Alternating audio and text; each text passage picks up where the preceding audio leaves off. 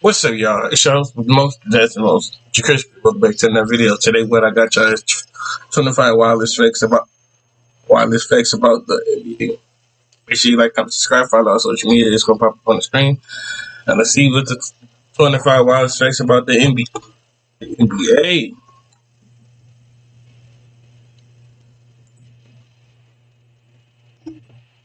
From the time a player was legitimately traded for a straight-up copy machine to Giannis's acting career before joining the NBA, these are the 25 wildest facts about the NBA. Everyone knows about Kobe Bryant's infamous 81-point game, but there are other equally impressive Kobe records you might not know about. During a 4-game streak in 2007, the Black Mamba averaged 56 points over a 7-day span. Damn. Kobe for the tie. Got it! In that week, Bryant dropped more 50 pieces than D-Wade had in his entire career, as many as Carl. He got that. He got that. They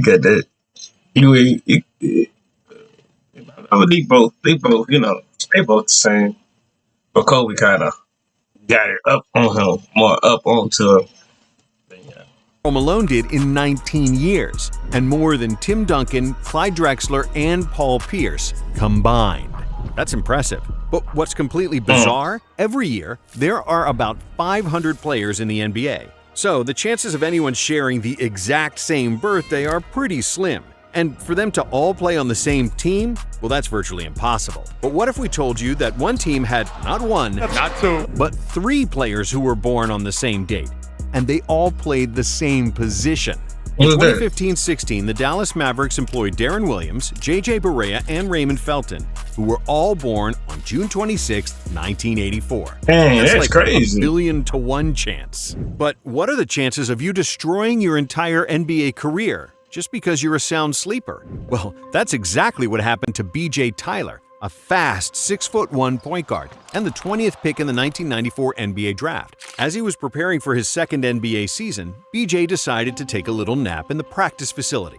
Now, that wouldn't be a problem if he didn't forget to take off the ice packs he put around his ankles. See, due to the prolonged sleep, the ice caused severe nerve damage in his ankles, which resulted in Tyler losing his quickness and never playing another NBA game. But this next player was projected to be so extraordinarily slow that he actually got traded for some office supplies. Kyle Korver was one of the best shooters in NBA history, but because of his lack of athleticism, he was drafted by the Nets with the 51st pick. However, the Nets never thought much of Korver, so they quickly traded him to Philadelphia for money compensation. And to make things even more embarrassing, they used this money for entry fees to play in the Summer League. And with the leftover money, they bought a copy machine. I should have been your teammate. You should have been Jersey, right? Yeah. Who did they draft?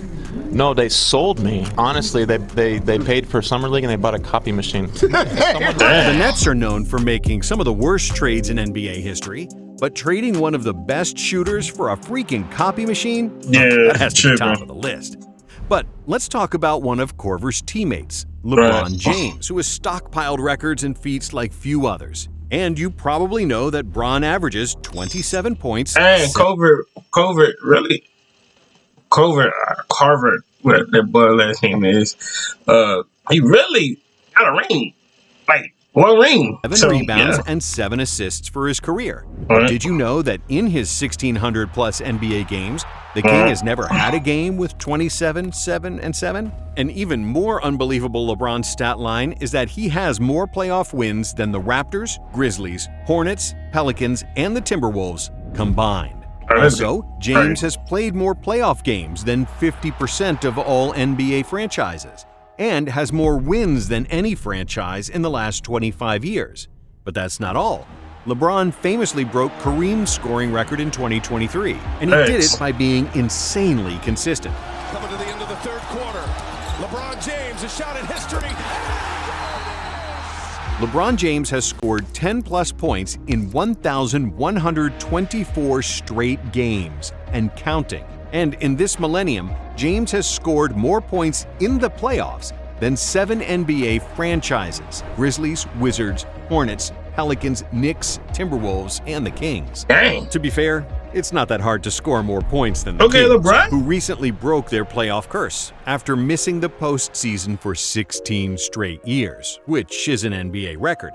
Even the defunct Supersonics, who haven't existed as a franchise since 2007, have won a playoff series more recently than the Kings. But heard of Eddie Robinson? We don't blame you, as he only played 5 unremarkable years in the NBA between 2000 and 2004. But what makes Robinson unique is that he played for 2 teams. Not so weird, the Hornets and the Bulls. Now, he recorded 969 points and 382 rebounds for Chicago. And then, with Charlotte, he scored exactly 969 points and 382 rebounds. What might be even more bizarre is how Pete Maravich made an unbelievable prediction about his own death. When he was just 26 years old, the Pistol said in an interview that he didn't want to have a 10-year NBA career and then die of a heart attack at 40. He then proceeded to have a 10-year NBA career and die of a heart attack at 40. Garland, as you mentioned, Pete Maravich was playing the game he loved and gave so much of his life to when he died this morning in Pasadena, California. And speaking of hearts, this next player has quite an unusual quirk about his. Randy Foye was born with one of the rarest conditions, called situs invertus, which means that he was born with his organs in reverse. Foye's heart is on the right side of his chest, while his liver is on the left. While he was playing, Foye was the only player in major American sports leagues with this condition. Still, this didn't affect his play, and he carved out a solid 11-year career. And there is one very famous NBA player who also played with a condition, and that condition was being drunk.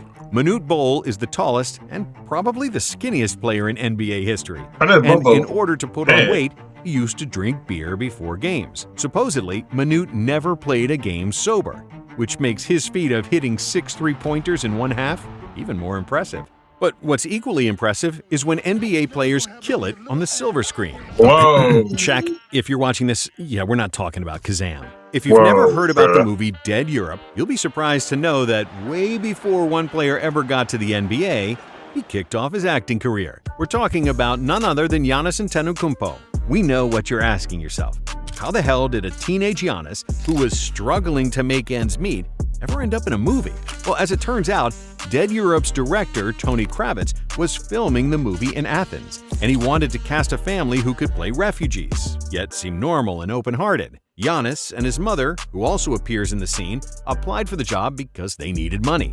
And they were a natural fit, because their life experience perfectly described those of their characters. Looks like Giannis was destined to be a star one way or another. However, Giannis was not the first Nigerian to play in the NBA.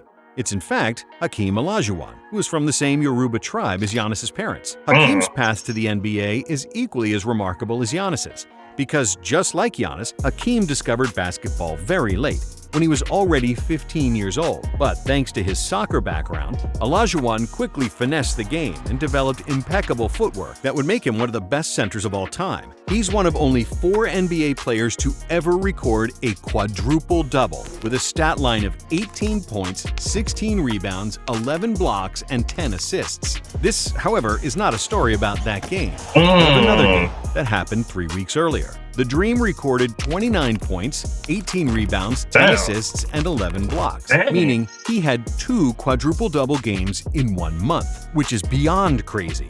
Except 3 days after that game, the NBA officials stripped him of 1 assist, which is a shame, because he would be the only player with 2 career quadruple-doubles. But what about the negative scoring records? Do you know the record for minutes played in a game without a single point?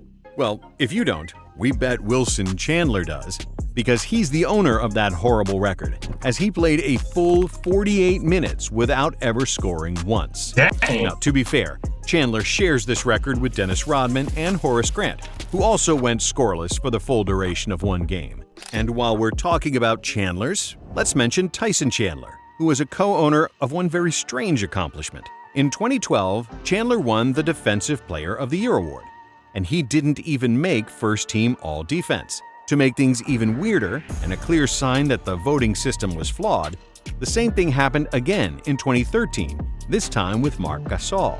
But how was that even possible? It's because the Defensive Player of the Year was voted for by the media, and was separate from all defensive voting, which was voted for by the NBA coaches, until the NBA finally changed this rule in 2014. Something similar happened in 1973 when Dave Cowens won the MVP but didn't make the All-NBA first team. But when we're talking about NBA awards and the mess that comes with voting, there used to be an NBA award that aimed to exclude all this nonsense and be purely based on statistics. It was called the IBM Award, like the computer company. And it actually looked like a laptop because it was also sponsored by IBM, the computer company.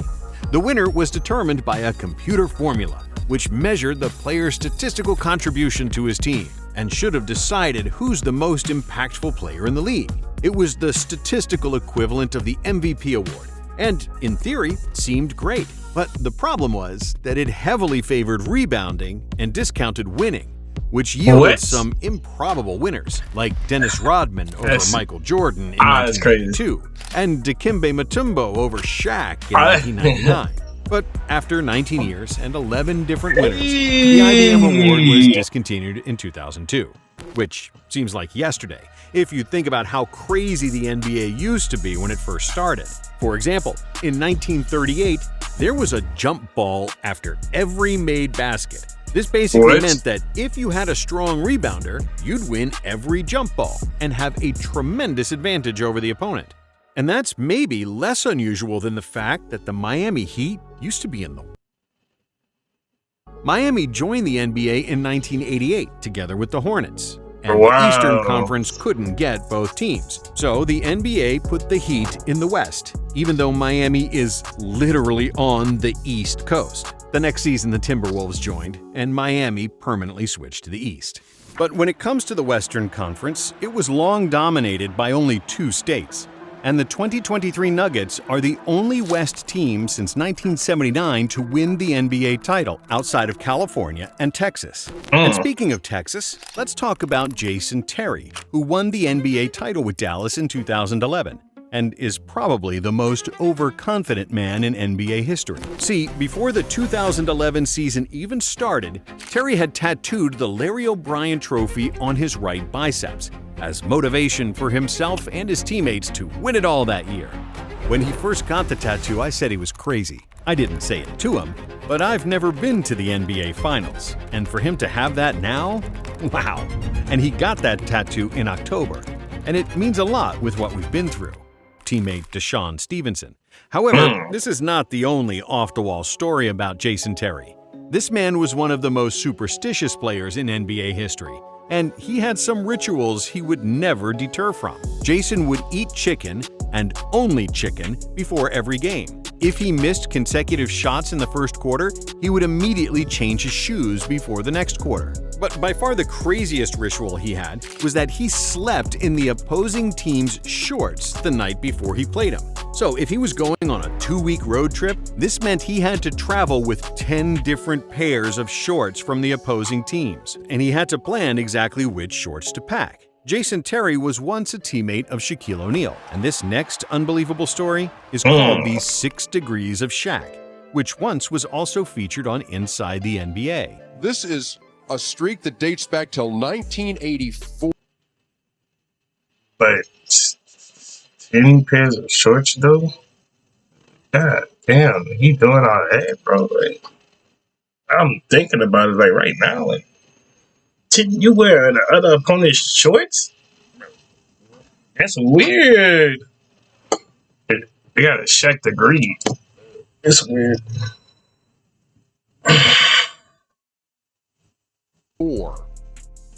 Every champion in the NBA has had a player who's been a teammate of Shaquille O'Neal. No way. See, between 1977 and 2021, all NBA championship teams had at least one of Shaq's teammates on their roster. And as the final interesting nugget of this video, we'll mention something that doesn't exist anymore. It's the old Twitter logo, which was named Larry after. That's cap. That's cap. That's cap. I hope y'all enjoyed the video. Make sure to like, subscribe, follow us on the screen. Y'all to the bottom. We're gonna road to 300.